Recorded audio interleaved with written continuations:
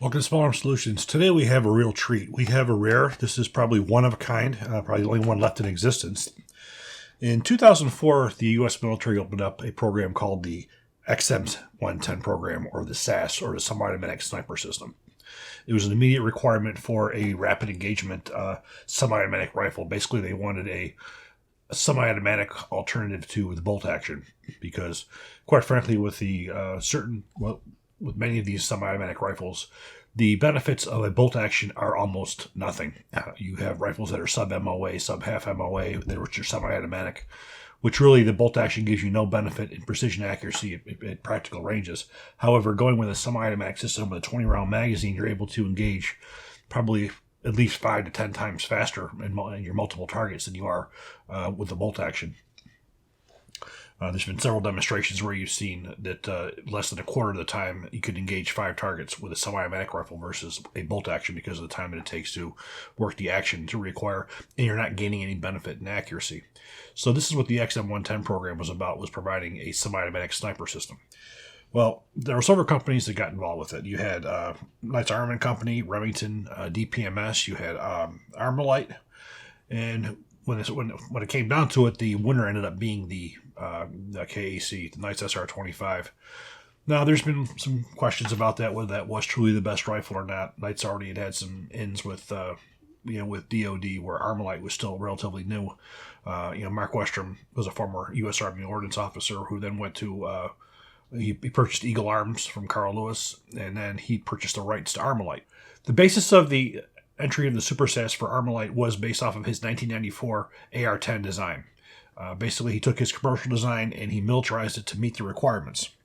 So taking a look at it from the back to the front, we start off with a Voltor club foot stock, 6-position receiver extension. Now, the receiver extension that's on here is a actual AR10 type receiver extension, which is longer, so it enables you to use a standard M4 buffer. And this rifle was gassed to utilize an H buffer to prevent the bolt carrier mounts and to work properly with the gas system that was designed for this rifle. 2-stage Chip McCormick trigger. Basically, we have the SR25 or AR10 type receivers here. As you can see, we come down to the angle here. We don't have the DPMS pattern, which goes straight up. As you can see, we have no forward assist on here. The original AR10 was developed by both Mark Westrom and his predecessors, both the SR25 and even the earliest AR10 by ArmaLite in Hollywood, California. There was no forward assist, so at that time, this forward assist was not considered necessary or needed on this weapons platform. Now, the handguard was developed by ArmaLite as well. So you have a 20-inch rifle system on here, gas system on here. And you have a quad 1913 rail. Again, we're looking at 2004 technology here. This long predates M-LOK and key mod. Things were still basically heavier back then. It has some similarities to the design of the SR25 type, the way that it's free-floated. But again, the barrel is totally free-floated. Now, the barrel is very interesting because it's a heavy barrel, very heavy match-grade barrel. The gas system here was adjustable. There was 3 positions. You had a on position, a suppressed position, and then you had a complete shutoff. Of course, the on position, this was developed around the M118 and M118LR ammunition, so it was very easy to make these adjustments. So you would be able to take your M118 in the hottest environment and the coldest environment, get yourself a gas port size that worked in both. Then you go to suppressed. This particular one was suppressed with the Surefire sound suppressor. So with that suppressor that was on here, you could take the M118LR and M118 ammunition. Again, going with the extreme temperature of hot and cold, get yourself a good position right in the middle so it would work with both. And then there's also sometimes a need to have a silent system so you can shut the gas off so you would not hear the action. It would be the quietest situation that you could get with the rifle. Now, the scope that was put on here was the Leupold 3.5 to 10. Now, this was a scope that was used on the Mark 11. It had been used in other programs with the SR25 type and other SPR programs. It worked out very well, so it was a really good choice for their entry. Charging handle. The charging handle on here was the PRI gas buster. Now you go back to the 2000, really early Global War on Terror. The PRI gas buster was undoubtedly the best option for any sound suppressor. With these types of rifles, the suppressors that were available at the time, traditional baffle suppressors, all that gas was coming right back into the shooter's face. And this basically what this did was it covered the bottom and the sides to sort of eliminate the gas coming from the inside of the receiver out at you. However, you still had gas coming out to the side here. But that's just one of the things that you deal with when you go with using a sound suppressor. Now, looking at the left-hand side, we do have a standard safety, a standard ping pong paddle type bolt catch. Now we also see the 4-1. This was a number that was placed on there by people at the U.S. military during the program. 4 was the number that was assigned to the ArmaLite guns. As you see, these were also in flat dark earth, which is part of the requirement. Other than that, the rifle was very, very basic to his original design. Now, another unique aspect to the Mark Westrom era AR10 design was the use of a modified M14 magazine instead of the SR25 type magazine. This goes back to when it was developed in 1994. This was the time of the assault weapon ban. So at the time of the assault weapon ban, there was a very limited number of original AR10 magazines that were left, and Knights was using those for their SR25. And then Reed Knight had started with the development of his own SR25 magazine. However, there was plenty of M14 magazines that were available at the time, plenty of war stock, and Mark Westrom wanted his customers to have the ability to have a 20-round magazine. So you could take a pre-ban 20-round magazine that was for the M14. You could make your modifications, cuts in the back to be able to put a new follower in there, modify your feed angles, and now you had a magazine that would work in the AR10. There was 20 rounds that all you had to do was make some modifications. In fact, ArmaLite at the time, you could send in your M14 magazines. They would make the modifications and send them back out to you. Now, Mark Westrom, again, being a former U.S. Army Ordnance officer, he had always felt that the steel M14 magazine was superior to that of the SR25 magazine. He felt it was a better magazine. I've used both. I can't really say one's better than the other. I can say that the system that Mark Westrom uses on his AR-10s, it works perfectly reliably. I've never had any kind of reliability issues whatsoever. After the assault man did sunset, he did make his own magazines where he put the spine on the back here, so they would line up a little bit better. He made just some modifications again to make it ideal rather than a modification of making it ideal. So he made his own magazines where he stopped modifying M14 magazines and made them brand new from scratch. So we were fortunate enough to have this one. Those of you may or may not know, I was a co-author on Vickers Guide AR-15 Volume 2, Revision 2. This is a rifle that we had asked Mark Westrom to send to us to be able to put into the book. And this is probably only the second time this has ever been seen. The first time I wrote an article for Small Arms Review, this has to be around the 2005-2006 time period, was when we saw it. He sent me this rifle along with this case and everything that it had to have to go along with the contract. The rifle was never fired back then, but we are going to take this to range. We're going to put a few rounds through it. Now, I'm going to talk about a magazine or two just due to the fact that this thing is a historical piece. It's definitely been shot quite a bit. I doubt it's been shot the 7,000 to 10,000 rounds that the barrel was designed for. But again, Mark was generous enough to loan this to us, so we're just going to go put a couple magazines through it.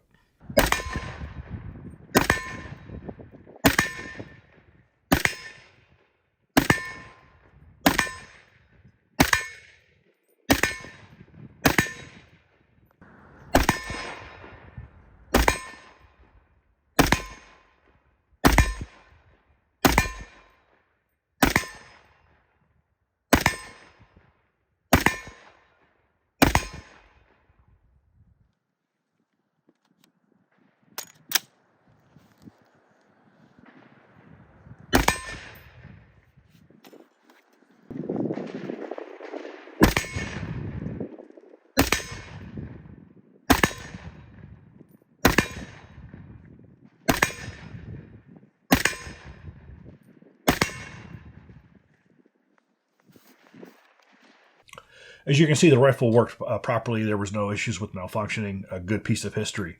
But this also leads us into another program. Now, the rifle we see here is the ArmaLite Super SASS commercial military LE rifle.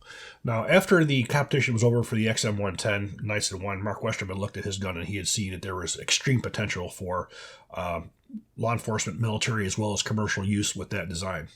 So with some of the lessons learned, he introduced his new rifle, the Super SASS, at the 2006 SHOT Show. Now, very, very similar in many ways to the original one. Starting on the back, he had gotten rid of the telescopic stock for the most part. There were some models that still had telescopic stock, but ideally it was better to have the Magpul PRS stock on here, which was probably, in my opinion, one of the best adjustable stocks for the AR platform that there is. You have an adjustable cheek weld. You have an adjustable base on here for your length of pull. You have a clubfoot design on here, and on the bottom of here you have a 1913 rail, which is where generally I put a monopod on there. He did stick with the PRI gas buster charging handle. These are some KAC backup sights that I put on here. Now, one of the things we noticed different is the upper receiver with the addition of the forward assist. Now, the addition of the forward assist was something that Mark Westrom did kicking and screaming. Hey, just like Carlos and several other people, they knew this was not necessary. It was not needed on this weapons platform. But like many companies, they get calls in from customers who are demanding a forward assist. Are you just trying to save a buck or all this different stuff? So Mark decided, instead of fighting City Hall, to give the customers what they want, and he added the forward assist, which you see on this one here. Cypress SASS can be seen with and without forward assist. I don't think any one is more desirable than the other. The only reason why I have this one is because this is the one that he had sent me when I requested this. This is my personal rifle. I've had this for well over 10 years. This was one of the probably second or third year that the rifles came out. So at that time, it did have the forward assist on it. So, of course, this is black compared to the flat dark earth. The trigger we have on here is a trigger that's designed by ArmaLite. It's a two-stage trigger. As you can see, we still have the modified M14 magazine. However, this one has the new ArmaLite produced magazine, where you have the spine on the back. This is an ArmaLite produced post-assault weapon band. This is not a modified M14, but one that was manufactured by them. But again, it's basically an M14 magazine, which has been modified to work in this weapons platform. So you have the bolt carrier, which was, of course, just modified to have the forward assist notches. The forward assist was designed to work with a smaller 5.56 bolt carrier. You put it with the mass of this AR10 carrier, and you start pounding on it, trying to ram a extractor over an extractor rim on a cartridge case to close the bolt. There's probably a good chance that you're going to break the pawl. So, in my opinion, putting forward assist on these AR10 type rifles, it's more of just a visual, because if you were to use it, I think it probably would break on you anyways. Again, it's something people use for press checks when they don't trust that they know how to load their rifle, which again is something else that I don't understand, because when you close the bolt on a rifle, you can tell by feel and by sound if it's taking a cartridge with it. There is a noticeable audible sound, and there's a noticeable feel to it. So why people still have to pull the bolts back to make sure the thing actually loaded around, I don't get. But there's probably people who are far smarter than I do who have that answer.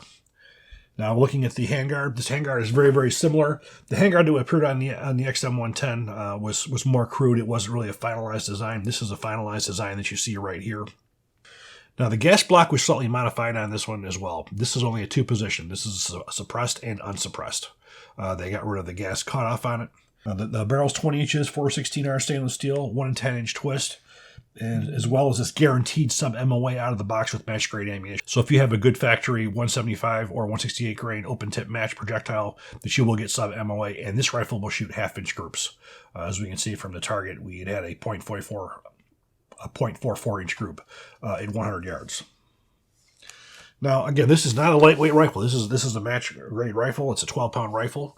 Again, you're looking at an optic on here. You're looking at also a sound suppressor. The sound suppressor I use on here is my Silencer Co. 36M. This originally comes with a standard muzzle A2 compensator, and I replaced it with an ASR mount for my Silencer Co. suppressor. And this rifle shoots absolutely gorgeous with the sound suppressor. Next thing, what we're going to do is we're going to take this into the range, and we're going to see how it shoots.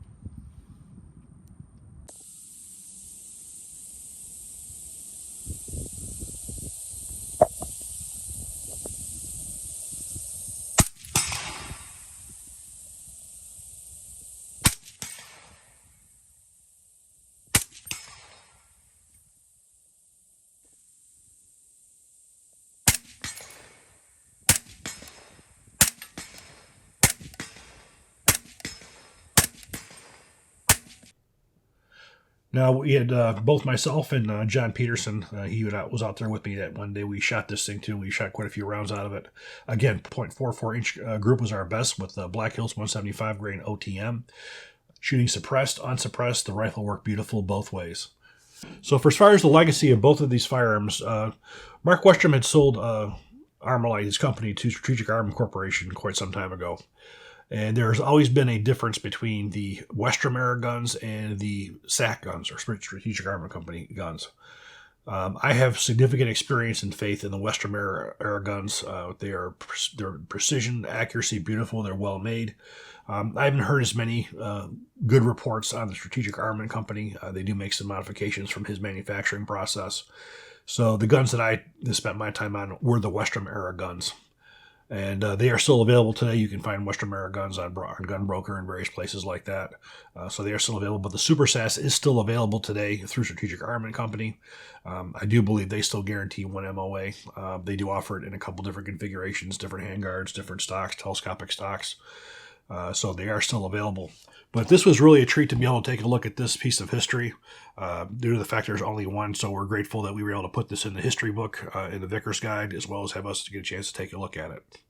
So I do hope you guys enjoyed this video. If you please click like, please subscribe, and even better share. Thank you.